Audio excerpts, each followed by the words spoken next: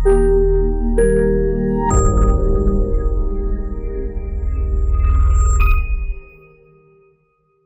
Everyone, నేను doctor Sarachandra Reddy, consultant radiation oncologist, kaizen oncology, Hyderabad.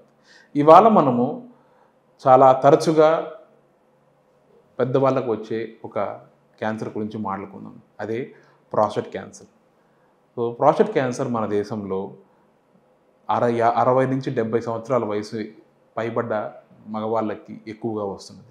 And ఒకప్పుడు వచ్చేది, కానీ పేషెంట్ ఎప్పుడు మొహమాట పడ్డము, లేకపోతే యూరిన్ ప్రాబ్లం గురించి మాట్లాడడానికి ఇబ్బంది పడడం వల్ల మనకు తెలిసేది కాదు. కానీ ఇప్పుడు ఎక్కువ అవేర్నెస్ పెరగడము, అంటే పిఎస్ఏ టెస్టింగ్ కానీ, లేకపోతే పేషెంట్ కంఫర్టబుల్గా డాక్టర్లతో మాట్లాడడం కానీ ఇలాంటివి జరగడం వలన సో ప్రాస్టేట్ క్యాన్సర్లు మన దేశంలో ఎక్కువగా డయాగ్నోస్ అవుతున్నవి. సో దీనికి మాకు వచ్చే సందేహం ఏంటి అంటే, వయసు ఎక్కువగా ఉండడం వల్ల అనస్థీషియా ప్రాబ్లం కానీ, భయం వలన కానీ సర్జరీ అనేది ఖచ్చితంగా చేసుకోవాలన్నా, సర్జరీ కాకుండా దీనికి వేరే ఏమన్నా ఆప్షన్ ఉందా అనేది మాకు తరచుగా వచ్చే ప్రశ్న. సో ఆపరేషన్ లేకుండానే ప్రాస్టేట్ క్యాన్సర్కి ట్రీట్ చేయడం వీలవుతుంది. ఎస్పెషల్లీ పెద్దవాళ్ళలో అండ్ ఎర్లీ స్టేజ్ ప్రాస్టేట్ క్యాన్సర్లో స్టీరియోటాక్టిక్ బాడీ రేడియోథెరపీ అనే రేడియేషన్ టెక్నాలజీ ద్వారా మనము 95 to 98% క్యూర్ రేట్ని మనం ప్రాస్టేట్ క్యాన్సర్లో అచీవ్ చేయగలం. స్టీరియోటాక్టిక్ బాడీ రేడియోథెరపీ అంటే ఏంది? నార్మల్లీ మనము ఏమన్నా క్యాన్సర్లకి రేడియేషన్ థెరపీ ఇవ్వడం అంటే అది 6 నుంచి 7 వారాల వరకు ట్రీట్మెంట్ జరుగుతుంది. కానీ స్టీరియోటాక్టిక్ రేడియోథెరపీలో అదే రకమైన హై పవర్ ఎక్స్రే కిరణాలు ఉపయోగించి, కానీ 6 నుంచి 7 వారాలు కాకుండా దాన్ని చాలా టైట్గా, చాలా తక్కువ టైంలో మనము హై డోస్ ఆఫ్ రేడియేషన్ ఇవ్వడం వల్ల క్యూర్ రేట్ని అచీవ్ చేయడం. దీన్ని స్టీరియోటాక్టిక్ రేడియోథెరపీ అంటారు. దీని గురించి మాట్లాడదాం. సో దీనికి ట్రీట్మెంట్ స్టార్ట్ చేసే ముందు మనకు కావాల్సింది ఏంటి అంటే కంప్లీట్ ఇన్ఫర్మేషన్ కావాలి. అంటే పిఎస్ఏ లెవెల్ ఎంత ఉంది, బయాప్సీలో ఏ రకమైన గ్రేడింగ్ ఉంది, దాంతోపాటు పిఎస్ఎంఏ పెట్సిటీ వల్ల మనకి బాడీలో ఎక్కడికైనా స్ప్రెడ్ అయిందా, లింఫ్ నోడ్స్కి ఏమైనా స్ప్రెడ్ అయిందా, ఇవన్నీ ఇన్ఫర్మేషన్ కావాలన్నమాట. ఇదంతా చేసిన తర్వాత ఒక మల్టీ పారామెట్రిక్ ఎంఆర్ఐ, అంటే ప్రాస్టేట్ ఏరియాలో ప్రాస్టేట్ ఏ సైజులో ఉంది, అంటే ట్యూమర్ ఏ సైజులో ఉంది అండ్ సైజ్ ఎంత ఉంది, బయటకి ఏమైనా స్ప్రెడ్ అయిందా, ఇవన్నీ ఇన్ఫర్మేషన్ తీసుకుంటాం.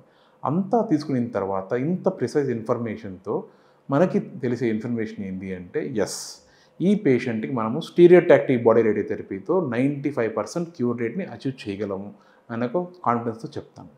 దాని తర్వాత మనము ఈ ఇన్ఫర్మేషన్ వచ్చిన చాలా ఇన్ఫర్మేషన్తో మనము టార్గెట్ చేయాలి. దీన్ని ప్లానింగ్ ట్రీట్మెంట్ అంటాం. ఫస్ట్ ఏం చేస్తామంటే పేషెంట్ కదలకుండా ఒక ఇమ్మొబిలైజేషన్ డివైస్ వాడతాం. దీని తర్వాత థిన్ స్లైస్ సిటీ స్కాన్ తీసుకుంటాం, దాంతోపాటు మల్టీ పారామెట్రిక్ ఎంఆర్ఐ తీసుకుంటాం. ఇలా చేయడం వల్ల ఎగ్జాక్ట్గా ప్రాస్టేట్ ఏరియాకి మాత్రమే ఫుల్ డోస్ ఆఫ్ రేడియేషన్, అంటే హై డోస్ రేడియేషన్, అంటే ఆల్మోస్ట్ 36.25 గ్రే ఇంత అమౌంట్ ఆఫ్ రేడియేషన్ని 5 సిట్టింగ్స్లో ఇవ్వడానికి మనం ప్లానింగ్ చేస్తాం అన్నమాట. ప్లానింగ్ అనేది 1 to 2 days పడుతుంది. దీని తర్వాత ట్రీట్మెంట్ స్టార్ట్ అవుతుంది.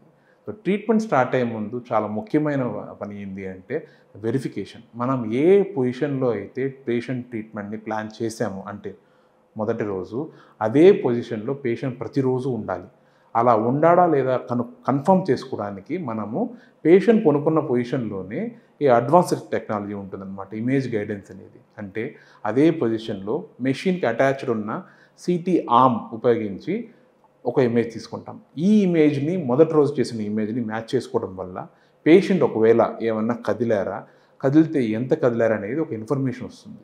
దాన్ని కరెక్ట్ చేయడం, అంటే ఖచ్చితంగా పేషెంట్ కదులుతారు, ఎంత కదిలారనేది ఒక 5 mm లేకపోతే 7 mm కదులుంటే దాన్ని కరెక్ట్ చేసుకొని ఏమన్నా కొంచెం రోల్ అయినా కానీ, అంటే పేషెంట్ కొంచెం ఈ రకంగా రోల్ అయినా కానీ, ఇట్లా రోల్ అయినా కానీ దాన్ని కూడా కరెక్ట్ చేసుకొని ఆ రోబోటిక్ కౌచ్ ఉపయోగించి 6D రోబోటిక్ కౌచ్ ఉపయోగించి మనము పేషెంట్ని కరెక్ట్ చేస్తాం అన్నమాట. సో 0.1 mm అక్యురసీతో ట్రీట్మెంట్ ఇవ్వడం జరుగుతుంది.